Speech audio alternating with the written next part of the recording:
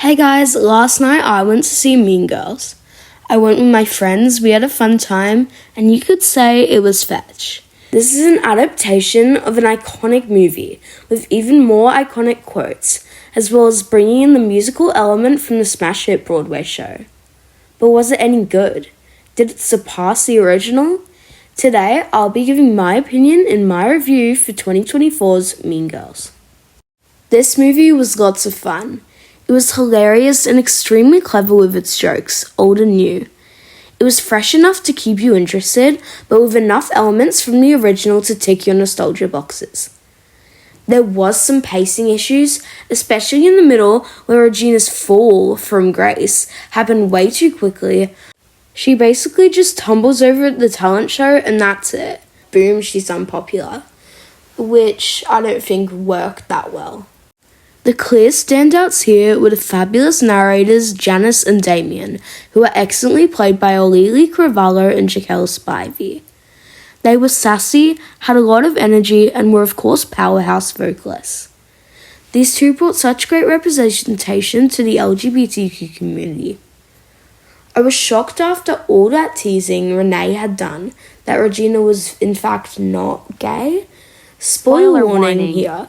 But Janis and her did kiss, but it is not shown on screen, and it is revealed that Regina only did it to make a boy jealous. Still, Regina was excellent in this film. Whilst Rachel McAdams' iconic portrayal of the Queen Bee was more nuanced and calculated, Renee Rapp is quite fierce with her delivery and presence. She was cutthroat and scary, which was quite entertaining, but she also managed to make us feel bad for her when she loses her popularity and her friends. Renee's line delivery in that bathroom scene was also so funny, and I really liked the pain meds gag. Obviously, Renee is extremely talented in the vocal department, which we will talk about more in the musical section. The other two plastics, Karen and Gretchen, were also excellent. Bibi Wood was doing her best Lacey Chabot impression, and so she did. It was a spot-on recreation of the original Gretchen, which was great but doesn't give me much to talk about. With Karen, Avantika was absolutely hilarious but sadly underused. Karen had so many funny moments in the original, and she has lots of new ones here that are all perfectly portrayed by this talented actress. Christopher Briney's Aaron Samuels was a bit of a nothing burger, which is true to the character in the original film. He did his best to try and flirt with Angourie Rice's Cady, but they just did not connect.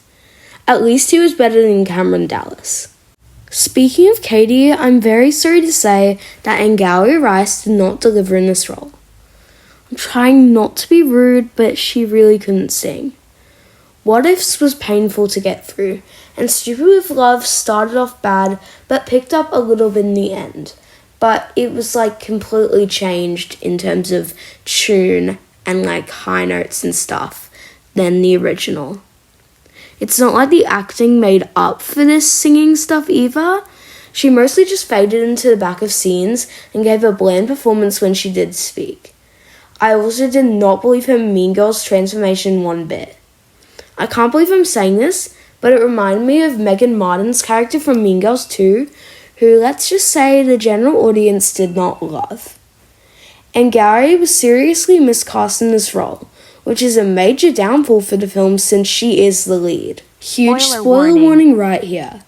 I was quite shocked to see Lindsay Lohan make a brief appearance in the mathlete scene. It was so fun seeing her again, but it really is just another reminder about how much better her Cady is than Angourie's. Another major issue I had with the film was the constantly changing aspect ratio. It went from iPhone to cinematic to a Snyder Cut square to a TV screen in the space of 10 minutes, and it was quite distracting. Also, some of the transitions from dialogue to song were not great. When Cady went straight from her speech into Icy Stars, my friend started actually laughing. Let's now talk songs. I'll be ranking them from worst to best. Obviously, as I said before, What Ifs is in last place. It is a boring song with a boring beat and boring lyrics. It is nowhere near as catchy as the rest of the songs in this movie, as well as It Roars, which this song replaces. As I said before, Angourie's vocals here were terrible. Her Australian accent kept coming out, and she was just quiet, and it just felt forced and weird. I can't believe it's written by the same person who wrote Snow Angel. Next up is Cady's other big number, Stupid with Love. This was one of my favourites from the Broadway musical, but it was completely butchered with a changed tune and once again Ngare's bad vocals. Moving up, we have Icy Stars. It was quite an anticlimactic final song, and even though Ngare's vocals here are better than their other two songs, they are still not great. Next would probably be A Cautionary Tale.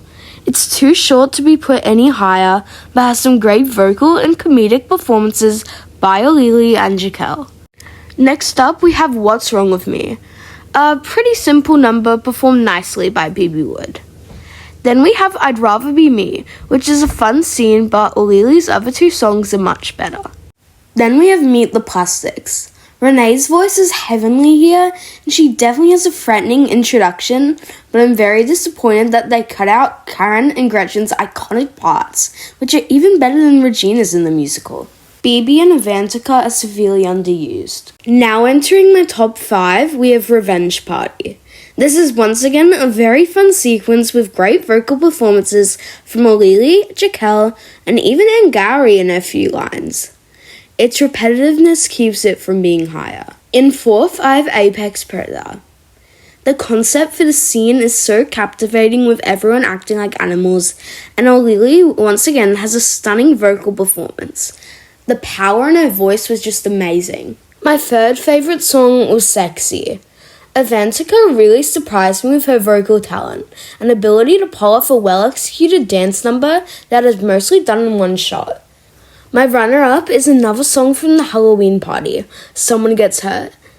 Renee is so captivating and threatening here. It has really interesting visuals that complement an extraordinary performance, but of course the winner here is World Burn.